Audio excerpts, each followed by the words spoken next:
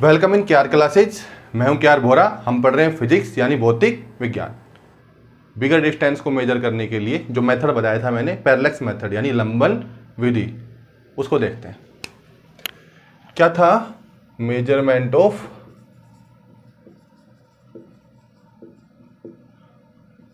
बिगर length.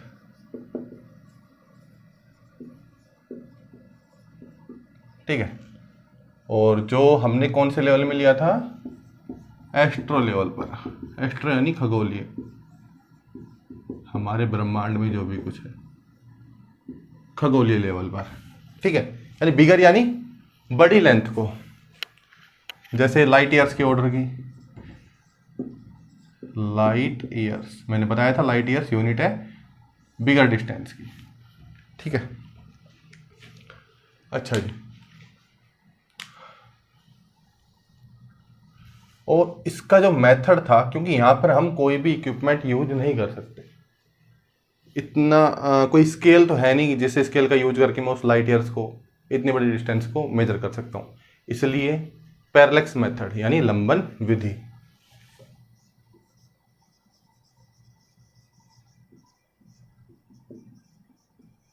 यानी कि लंबन विधि।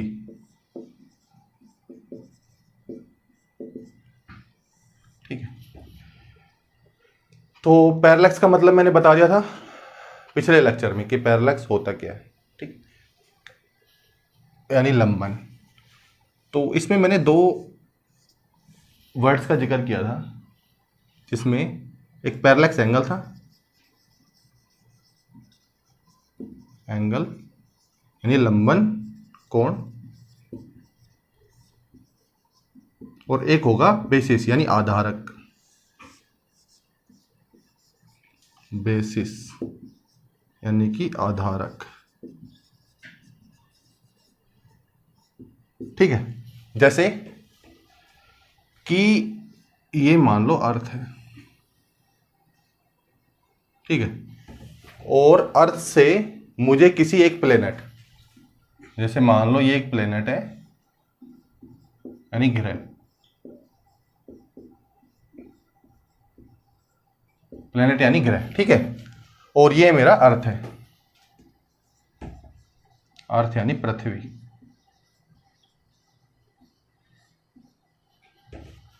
अच्छा, तो अब मुझे अर्थ से इस प्लेनेट के बीच की डिस्टेंस मेजर करनी है, तो उसके लिए मैं पैरेलैक्स मेथड का यूज लूंगा।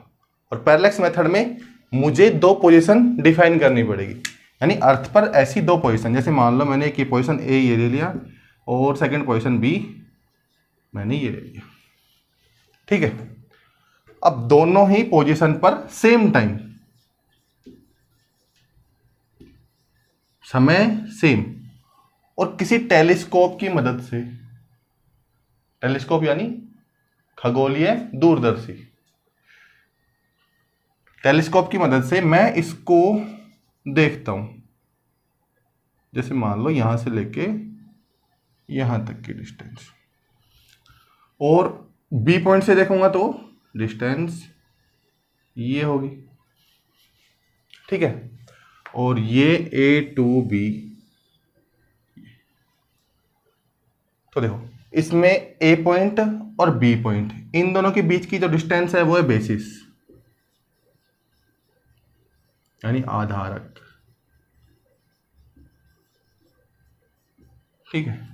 जैसे दो आंखें किसी एक ऑब्जेक्ट को देख रही हो, ठीक है, ऐसे ये दो पोजीशन है ए और बी, इन दोनों के बीच की डिस्टेंस उसे बोलेंगे बेसिस यानी आधारक। ठीक। और मान लो ये डिस्टेंस है कैपिटल डी, और इस डिस्टेंस को मैं ले लेता हूं कैपिटल डी डैश। ठीक।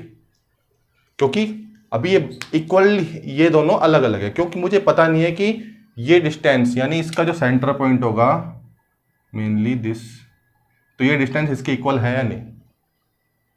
ठीक है। अच्छा जी। और जो लंबन कोण है, लंबन कोण क्या होगा कि ये जो दो डिस्टेंस हैं इन दोनों के बीच का एंगल, ये मेरा होगा लंबन कोण।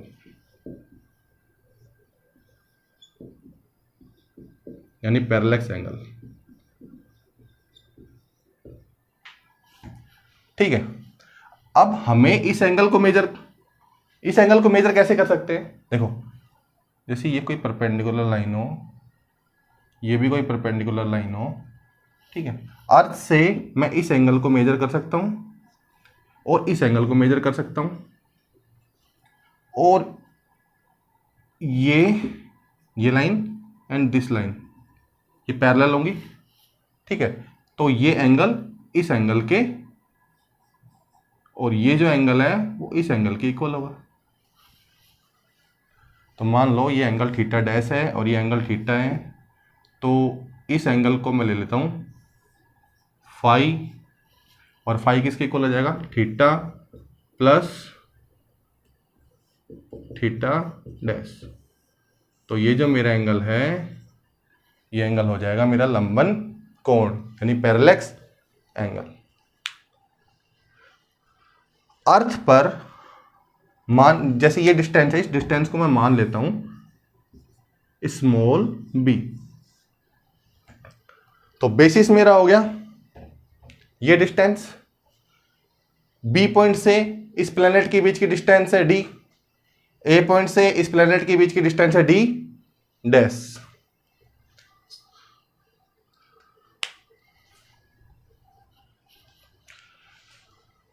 अच्छा जी, तो हम इसमें कंडीशन लेते हैं,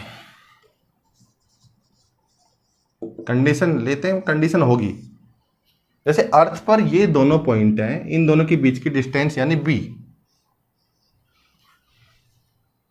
ये डिस्टेंस इन दोनों डिस्टेंस के कंपेयर में यानी d डैश एंड d के कंपेयर में बहुत ही स्मॉल है। ये दोनों डिस्टेंस के कंपेयर में बहुत ही स्मॉल है। तो अगर मैं, जैसे ही सर्किल है, ठीक है, इस सर्किल में ये सेंटर पॉइंट है,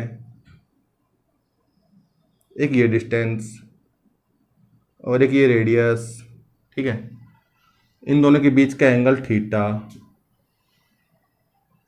ये पोजीशन मान लेते हैं ए और ये पोजीशन मान लेते हैं बी, और ये मेरे अर्थ का सरकमफ्रेंस। तो ए पोजीशन एंड बी पोजीशन के बीच की डिस्टेंस है जो कि बी है। इस एंगल का अगर मैं फॉर्मूला निकालूं तो थीटा इक्वल टू, ये क्या हो जाएगा? आर्क ऑफ लेंथ यानी चाप डिवाइड बाई ये मेरी रेडियस यानी त्रिज्या। तो थीटा इक्वल टू क्या होगा? B upon R. तो मैं इस ए बी लेंथ को भी एक सर्किल के छोटी सी चाप यानी आर्क ऑफ लेंथ मान सकता हूं अगर ये एंगल बहुत स्मॉल हो। जैसे हम अभी अर्थ पे खड़े हुए हैं, तो अर्थ पे एक ये डिस्टेंस और एक ये डिस्टेंस, इन दोनों के बीच की डिस्टेंस क्या है? बिल्कुल सीधी है, स्ट्रेट लाइन है।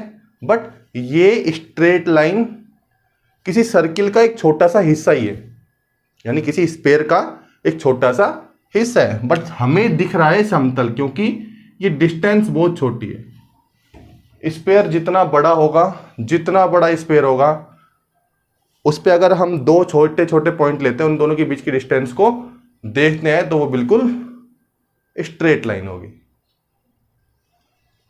तो ऐसे ही मैं ये फॉर्मूला यहां पर अप्लाई कर सकता हूं। ये एंगल क्या हो जाएगा मेरा? Phi equal to B divide by, अब इसमें एक कंडीशन और कि मेरा डी है अप्रोक्सीमेट इक्वल है डी डैश के। जो मेरा डी है वो डी डैश के अप्रोक्सीमेट इक्वल है। तो यहां पर मैं इसको ओनली डी लिख देता हूं। तो ये मेरा फॉर्मूला हो गया phi equal to B upon D. ये तो मेरा आधारक है, और डी जो डिस्टेंस है, ये डिस्टेंस मुझे मेजर करनी थी, जो कि है अर्थ से और प्लेनेट के बीच की डिस्टेंस।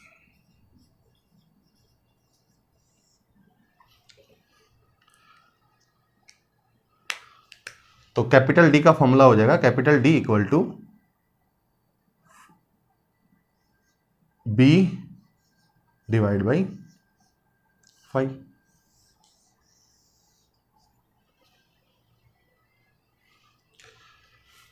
तो हमने पैरेलक्स मेथड से अर्थ पर किन्हीं दो पोजीशन का यूज लेके उन दोनों पोजीशन से मैंने किसी प्लेनेट के बीच की अप्रोक्सीमेट डिस्टेंस निकाल ली, यानी मेजर कर ली।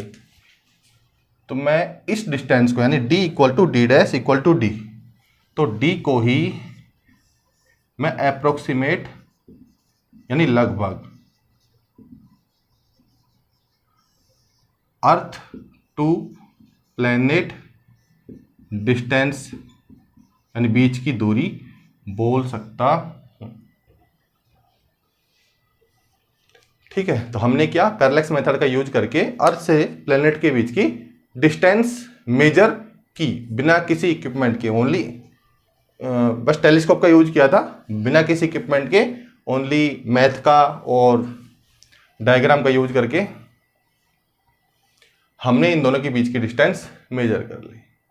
अब हम इस प्लेनेट का डायमीटर यानी व्यास निकालते हैं। प्लेनेट की डिस्टेंस तो निकाल ही ली, तो कैपिटल यानी डी मुझे मिल गया।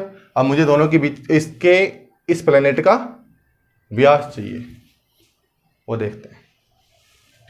तो हमने पैरेलक्स मेथड में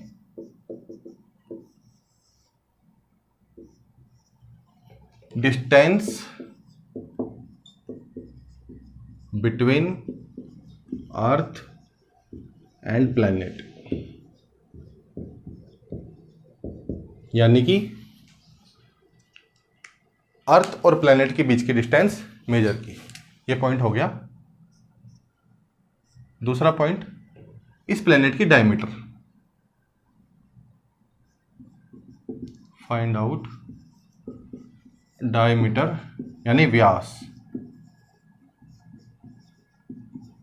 डायमीटर ऑफ दैट प्लैनेट।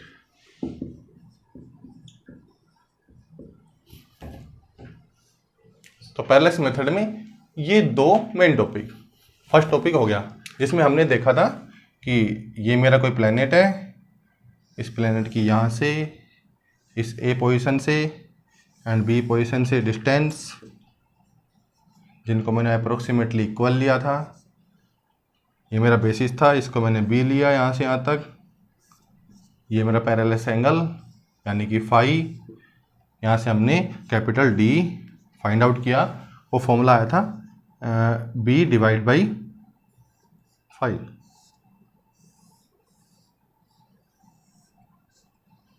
तो डी मेजर हो गया। अब मुझे इसका डायमीटर, तो मैं इसको थोड़ा और जूम कर लेता हूं। जैसे कि मान लो ये मेरा प्लेनेट है, इस प्लेनेट और ये अर्थ सरफेस है। इस अर्थ सरफेस पर ये एक पॉइंट है, एक पोजीशन है। इस पोजीशन से वहां, इस मेथड में यानी जब हम ये distance between earth and planet निकालेंगे तो हमें दो पोजीशन चाहिए, बट इसमें ओनली एक पोजीशन। और ये यहां से लेके यहां तक इसका डायमीटर होगा यानी कि व्यास।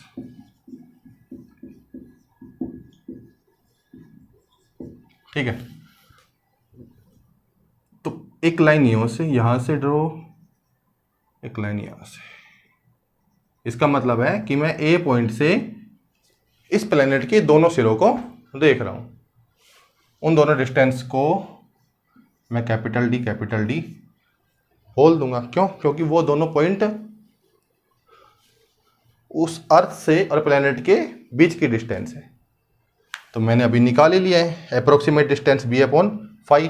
तो ये डिस्टेंस तो हम यहाँ मान के चल रहे हैं कि इस अर्थ और इस प्लेनेट के किसी भी पॉइंट को मिला लो, उनकी डिस्टेंस हम अप्रोक्सीमेट सेम मान रहे हैं। अब ये जो एंगल है ये ले लेते थीटा। इस एंगल है ही कहाँ पे है? अर्थ पे है, जिसको तो इजीली मेजर कर सकते हैं। और हमें निकालना ये है, ये मेरा डायमीटर हो गया यानी व्यास।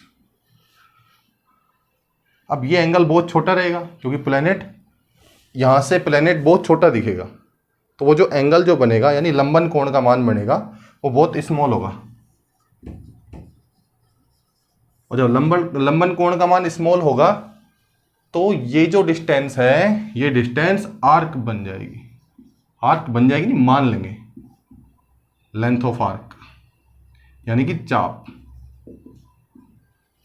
और ये एंगल ये चाप एज ए रेडियस यानी त्रिज्या, तो ये फॉर्मूला बन जाएगा थीटा इक्वल टू चाप यानी डी डिवाइड बाई रेडियस यानी कैपिटल डी। मुझे निकालना क्या है, डायमीटर यानी व्यास निकालना है। तो व्यास इक्वल टू होगा कैपिटल डी इंटू थीटा। तो हमने दोनों चीजें मेजर की, distance between earth and planet ये पैरेलैक्स मेथड का यूज करके, find diameter of that planet यानी इस प्लेनेट का डायमीटर यानी व्यास पैरेलैक्स मेथड का यूज करके। ठीक है, तो बिगर डिस्टेंस को मेजर करने का तरीका हमने सीख लिया और उस प्लेनेट का डायमीटर भी मैं निकाल सकता हूं। अब हम देखते हैं क्लासिकल वर्ल्ड में लेंथ का मेजरमेंट के इक्विपमेंट्स जो हमने कल जिनके बारे में जाना था, आज उनको हम अच्छे से पढ़ेंगे। जैसे वर्नियर कैलिपर हुआ तो अगला टॉपिक वर्नियर कैलिपर है। तो अब measurement of length classical level पर, जिसमें मेजरमेंट ऑफ लेंथ और कौन से लेवल पर है, क्लासिकल लेवल। एस्ट्रो लेवल पर देख चुके हम बिगर यूनिट्स के लिए, क्लासिकल लेवल उसमें मैं इक्विपमेंट लेता हूं। मीटर स्केल तो हो चुका है, ठीक है, मीटर स्केल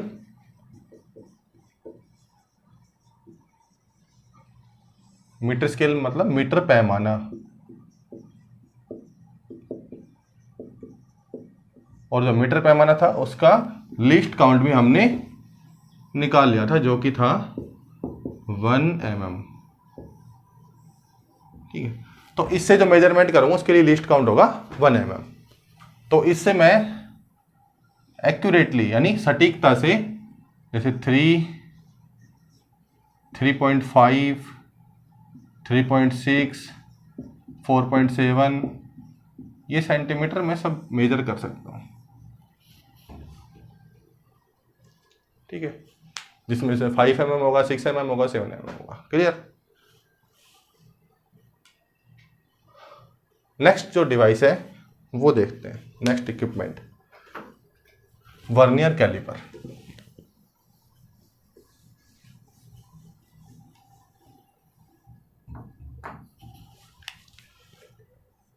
वर्नियर कैलिपर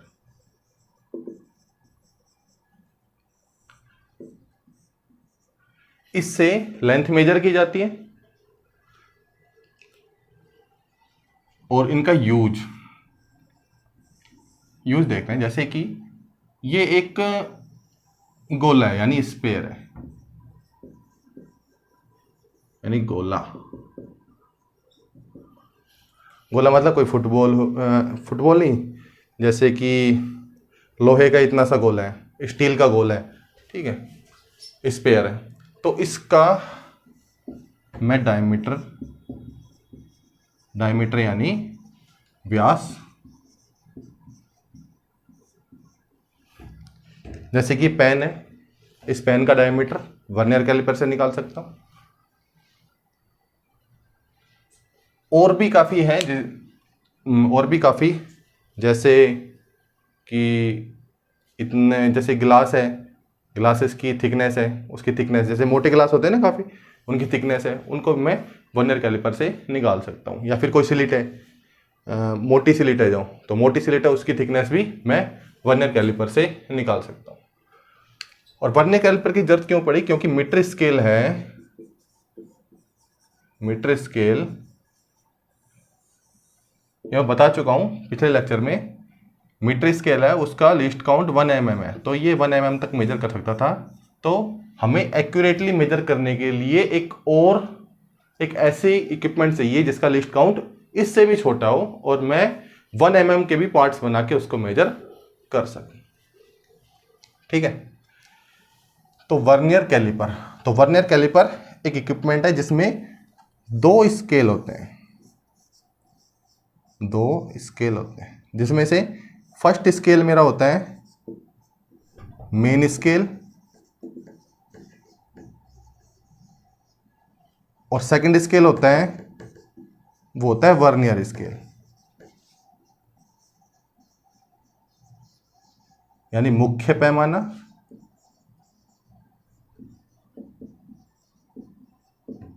और ये होगा वर्नियर पैमाना।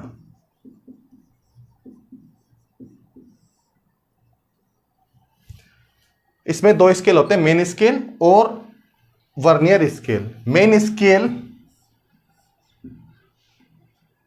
मीटर स्केल की तरह होता है और उसका लीस्ट काउंट 1 mm होता है। तो वर्नियर कैलिपर का डायग्राम देखते हैं, ठीक है। तो मैंने बताया इसमें अभी दो स्केल होते हैं, ये मैं बता चुका हूं, दो स्केल, एक मेन स्केल और एक वर्नियर स्केल। और जो मेन स्केल है वो मीटर स्केल की तरह है, यानी सेंटीमीटर में,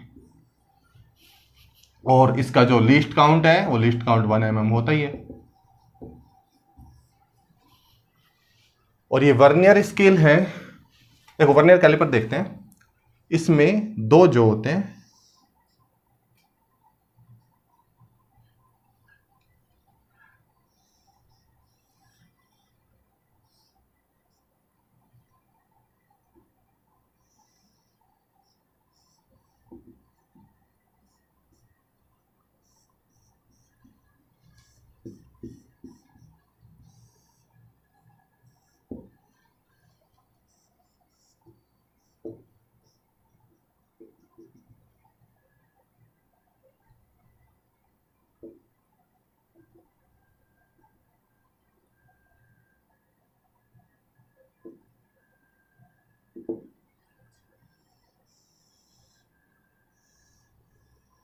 देखो इसमें दो स्केल, एक ये जो होती है जो ये फिक्स होती है, ये जो सिरा ये फिक्स होता है, और ये जो होती है ये मूवेबल होती है। मूवेबल यानी मूव कर सकती है इधर से इधर। और ये जो स्केल है ये स्केल होता है मेन स्केल, यानी मुख्य पैमाना।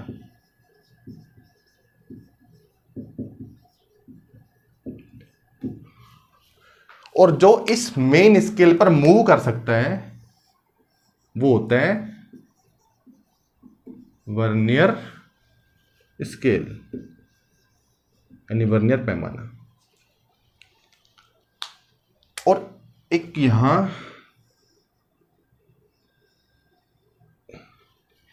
पर एक स्ट्रिप होती है जिससे इसको मैं मूव कर सकता हूं।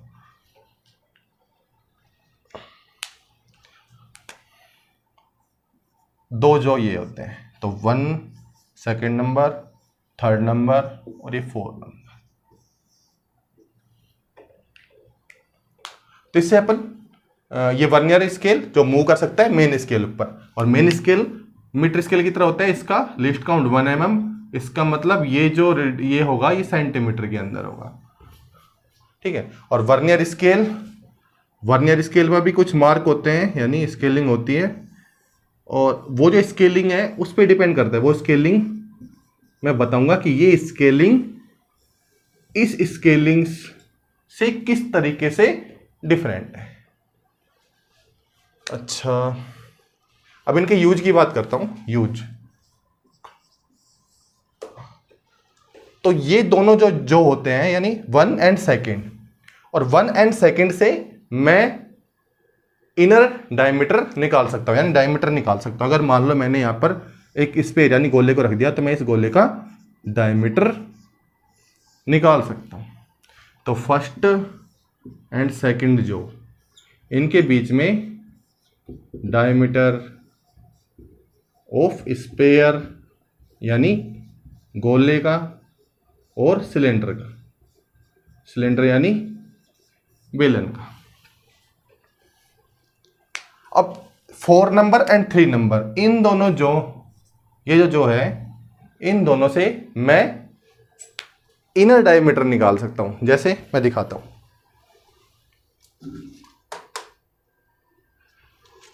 जैसे कि मेरे पास ये है, तो अगर मैं इन दोनों जो के बीच में इसको पुट करूंगा तो वो आउटर मोस्ट से आउटर मोस्ट, यानी इस बाहर से इस बाहर के बीच में व्यास निकाल सकता है।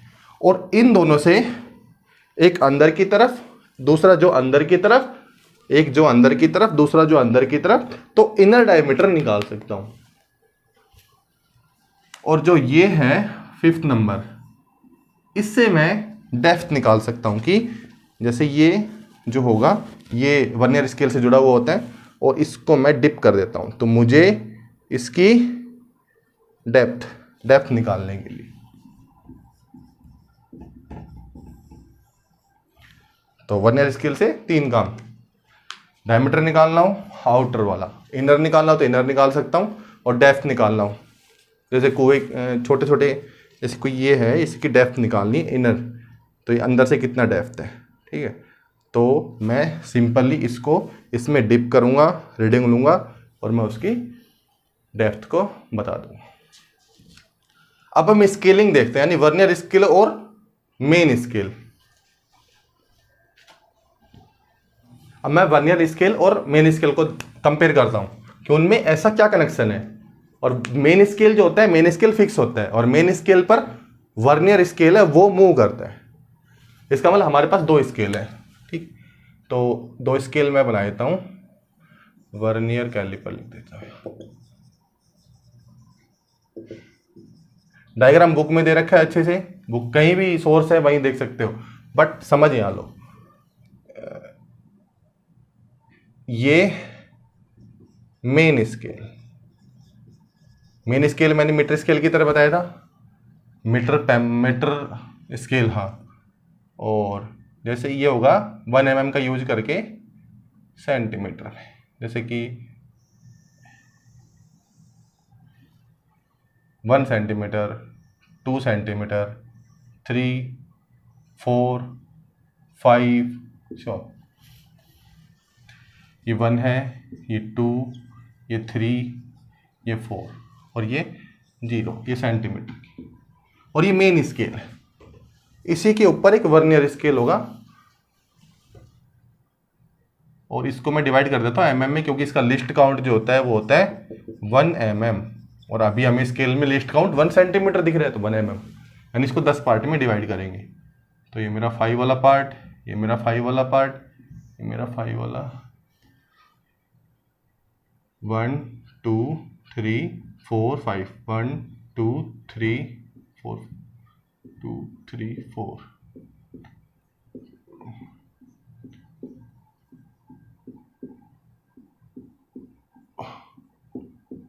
ठीक है। और ये जो है, ये स्मॉल सा, ये मेरा 1 mm है। अब इस पर जो वर्नियर स्केल जो मूव करता है, तो वर्नियर स्केल,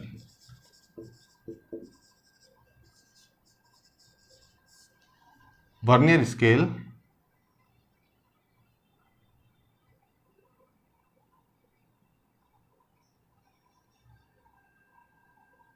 इस वर्नियर स्केल को इस तरीके से बनाया जाता है कि ये इसका 10 डिवीजन में, यानी 1 2 3 4 5 6 7 8 9 10, यानी 10 डिवीजन में इसका 1 सेंटीमीटर बना, 10 डिवीजन में इसका 1 सेंटीमीटर बना। बट वर्नियर स्केल का जो ये हिस्सा होगा 1, वो इसके 9 हिस्से के बराबर होगा, यानी कि इसमें जो 1 2 3 4, 1 2 3 4 और ये है इसका 1। ये मीटर स्केल है, यानी मुख्य पैमाना है, और ये मेरा वर्नियर, यानी वर्नियर स्केल है। ऐसे ही आगे की तरफ होता है, जैसे यहाँ पे होगा, यहाँ पे होगा। इसको मैं जूम करता हूँ, इतने से पार्ट को, ओनली इतने से पार्ट को मैं जूम करके देखता हूँ। जूम करने पर ये मेरा 0 सेंटीमीटर का, ये मेरा 1 mm, 2, 3, 4, 5 का थोड़ा सा बड़ा, 6, 7, 8, 9 एंड ये 10।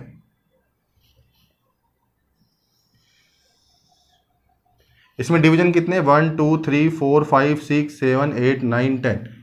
यानी जो मेरी मेन स्केल है, मेन स्केल यानी MS, उसमें जो डिवीजन है MSD का मतलब है मेन स्केल डिवीजन।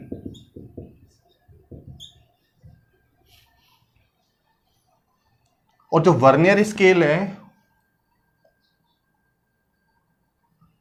यहां तक वर्नियर स्केल का 1 पार्ट खत्म हो जाता है।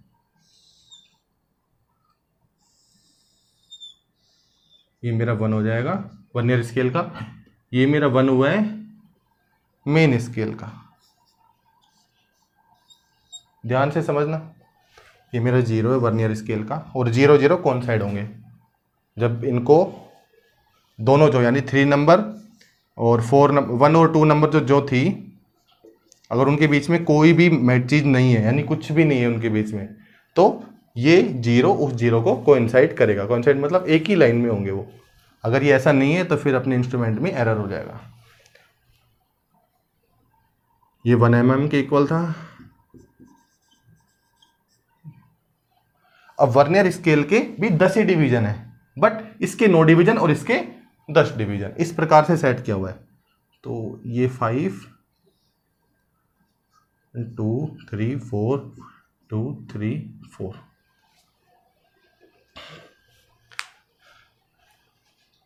इसका मतलब ये हुआ कि ये इसकी जो डिवीजन होगा उसको बोलूंगा VSD मतलब वर्नियर स्केल डिवीजन।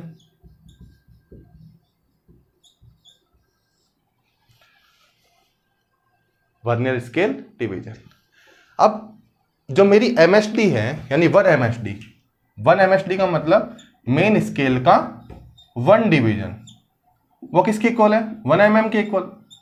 देखो MSD यानी मेन स्केल का कोई भी डिवीजन देख लो, ये डिवीजन, ये डिवीजन, ये डिवीजन, या फिर ये डिवीजन, कोई भी एक डिवीजन ले लो, वो कितने का है, 1 mm का है। तो ये मेरा 1 mm का।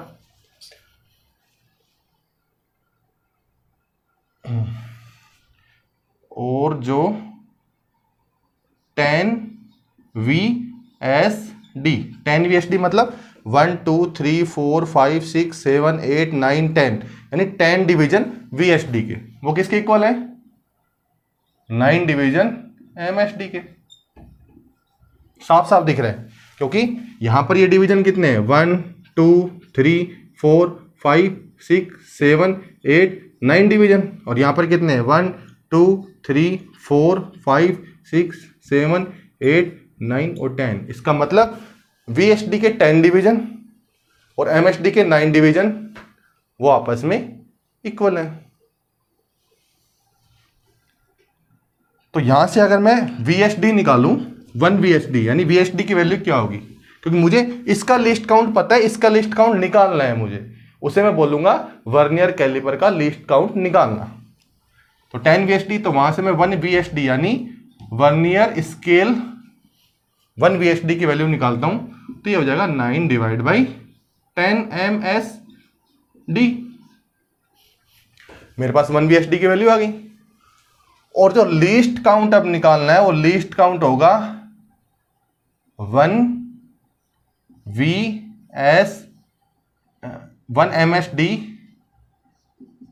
MSD माइनस 1 VSD, यानी कि इसका ये डिवीजन और इसका ये डिवीजन। तो देखो अब ये MSD का डिवीजन है यानी मेन स्केल का डिवीजन है, और ये वर्नियर स्केल का डिवीजन है। तो सिंपल सी बात है कि MSD वो बड़ा ही रहेगा VSD से, ठीक है। तो MSD और VSD का जो डिफरेंस होगा, यानी कि अगर मैं इस लाइन को ड्रॉ करूं तो ये दोनों लाइन के बीच में छोटा सा डिफरेंस है, वही डिफरेंस मेरा लीस्ट काउंट होगा, यानी अल्पतमांक होगा। अब इसको मैं मेजर कर सकता हूं। 1 MSD की वैल्यू कितनी है? 1 mm, सिंपल। माइनस 1 VSD की वैल्यू 9/10 MSD। और जब 1 MSD 1 mm की इक्वल है तो 9/10 MSD किसके इक्वल होगा? 9/10 mm के इक्वल।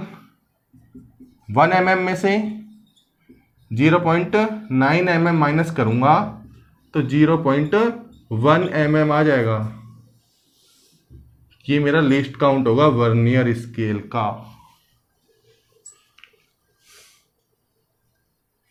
बहुत ही सिंपल चीज है, यानी ये वर्नियर स्केल रीडिंग है, यानी VSD, यानी वर्नियर स्केल डिवीजन।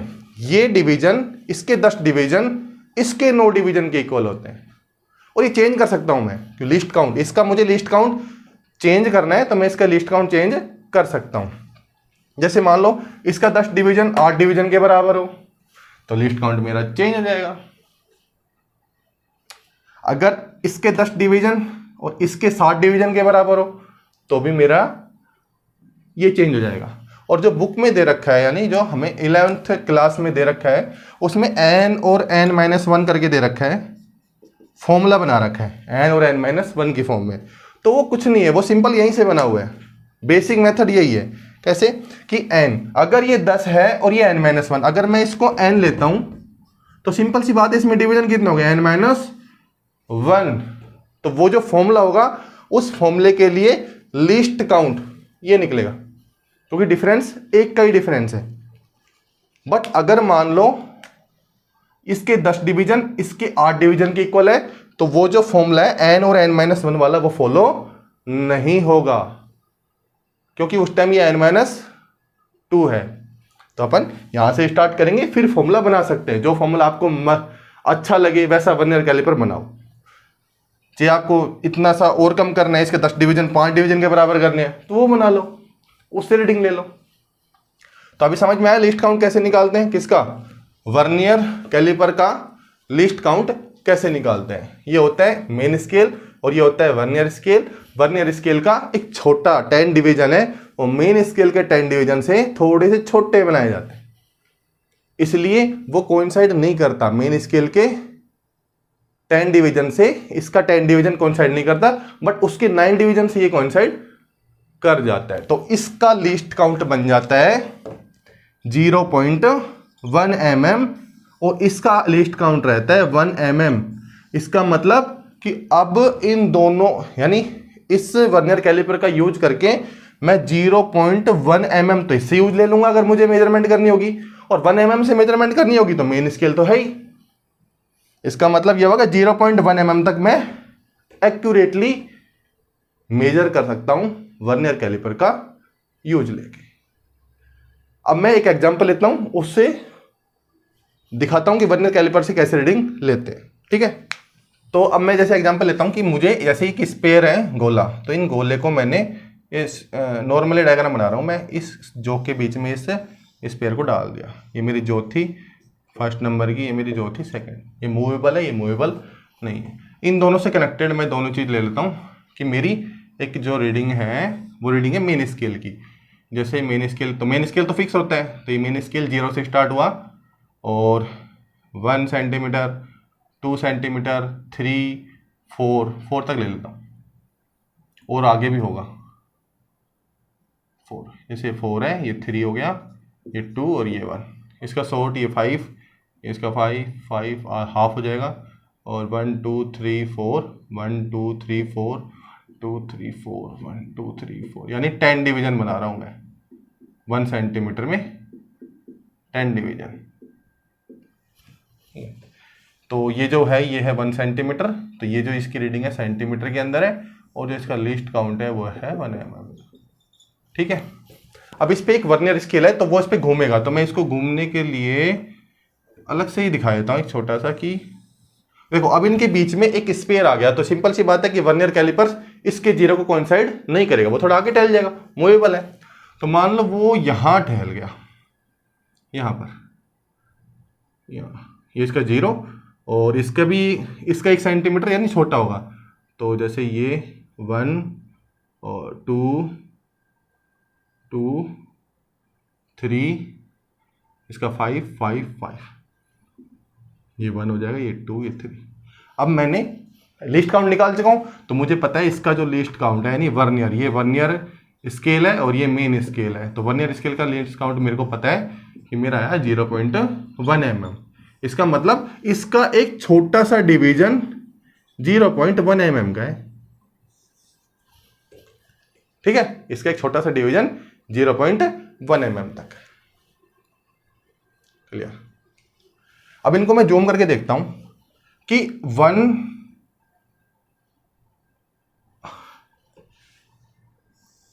अब जैसे मेन स्केल है, उस मेन स्केल में ये 0 है, ये मेरा 1 है,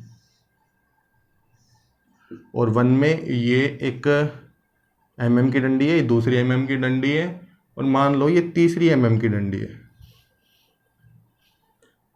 और जो वर्नियर कैलिपर है, जो वर्नियर कैलिपर है, वो वर्नियर कैलिपर यहां पर उसका 0 है और ये मेरा 1 है। इसका मतलब कि यहां पर एक स्पेयर है, उनके बीच का डायमीटर इस डिस्टेंस के बीच तक है। अब मुझे यहां से लेके यहां तक की रीडिंग लेनी है, और यहां से लेके यहां तक की मुझे रीडिंग पता है, ये हो जाएगी 1, देखो 1 सेंटीमीटर ये हो गया, 1 mm 2 mm, तो 1.2 सेंटीमीटर तक तो मैं मेन स्केल से ही मेजर कर लूंगा।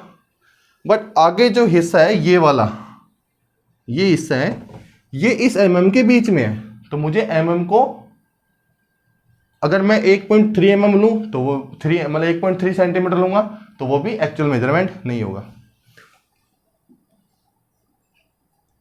तो जो ये स्केल है, अब इसमें क्या करता हूं मैं, इसके बाद ये जैसे कोई इस पॉइंट पर है तो उसके बाद 1 2 3 4, ये 5 होगा, 1 2 3 4 और ये 5 होगा। ऐसे इनकी भी ये स्टिक्स चलेंगे,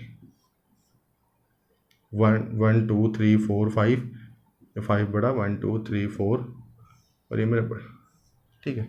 तो ये स्केल इसके ऊपर ही रहेगा। आप डायग्राम में देखना, उसमें वर्नियर कैलिपर का डायग्राम देखना, उसमें वर्नियर स्केल मेन स्केल के ऊपर होता है, तो मुझे इन लाइन का आपस में कनेक्शन दिखता रहता है। तो मैं इस लाइन के बाद इनमें से और इन दोनों में से, यानी इस सेट में और इस सेट में एक ऐसी लाइन देखूंगा जो लाइन मेन स्केल और वर्नियर स्केल दोनों में बिल्कुल भिड़ी हुई हो, ना ऐसे ना हो, ये नहीं, इसको छोड़ दूंगा। और अगर कोई ऐसे होगी उसको भी मैं छोड़ दूंगा। अगर थोड़ा सा भी डिफरेंस है किसी लाइन में तो उसको भी मैं छोड़ दूंगा। ऐसी जो लाइन होगी उसको मैं ले लूंगा। कि मान लो ये वाली जो लाइन है ये एक्चुअल में मैच कर रही है मेन स्केल की वर्नियर स्केल से। इसके बाद सबसे पहले वाला देखना है, उसके बाद आए इसके बाद पहले, तो मैं उस वर्नियर स्केल की रीडिंग को, वर्नियर स्केल को देखूंगा और इस रीडिंग को इसको नोट कर लूँगा।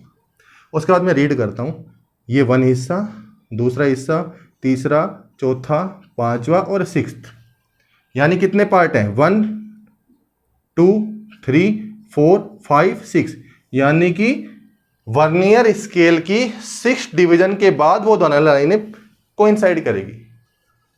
तो 1.2 सेंटीमीटर प्लस अब मैं मेजर करूंगा, क्योंकि इसका जो 1 डिवीजन है वो 1 डिवीजन 0.1 mm का है। तो 6 डिवीजन कितने हो गए, 0.6 mm का, 0.6 mm का। तो मैं इसको इसमें ऐड कर दूंगा, यानी 0.6 mm मिलीमीटर प्लस 1.2 सेंटीमीटर किससे मेजर किया था मैंने, मीटर स्केल से मेजर किया था। और इतना जो एरर जो हमें दिख नहीं रहा था, यानी ये मीटर स्केल यानी मेन स्केल नहीं नाप सकता था, इसलिए मैंने वर्नियर स्केल से उस डिस्टेंस को मेजर कर लिया। तो जो इक्वल क्या हो जाएगा, देखो सेंटीमीटर मिलीमीटर, इन दोनों को आपस में अभी तो नहीं जोड़ सकता, मुझे यूनिट चेंज करनी पड़ेगी। तो 1 सेंटीमीटर कितना होता है, 100 सेंटीमीटर, 1 सेंटीमीटर 10 mm के बराबर होता है। तो ये मेरा हो जाएगा 12 mm प्लस 0.6 mm, तो ये मेरी आएगी 12.6 mm, यानी 1.26 सेंटीमीटर।